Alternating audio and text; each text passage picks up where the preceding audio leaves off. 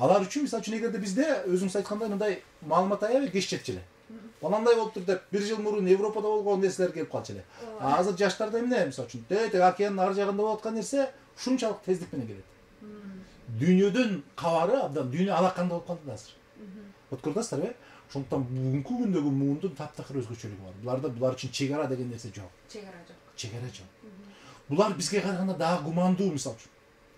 Мисалы үчүн биз баягы кичинекей кезде балдарга жанагы койду сойгондо башка шыйракты карматып коюп отура берчү да.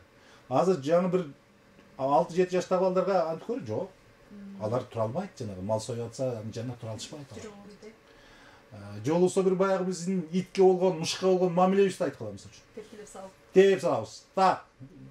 Ушундай бир кандай бир деңгээлде башкача мамиле да. Аларга болгон, алардын кандай бир деңгээлде туруп кыргыздын турмуштагы миссиясы башкача болгон да, мындай. Орду башкача. Эмне? Жугумдучу. Эшти кайтарат, короочу.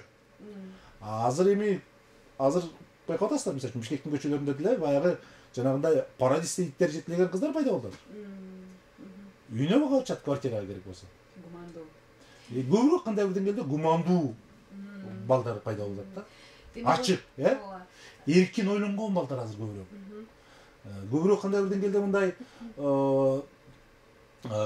мындай биздин Кыргызстандын масштабында эмес, дүйнөлүк масштабта, мисалы үчүн эртерээк тил билишет алар. Ушул сыяктуу.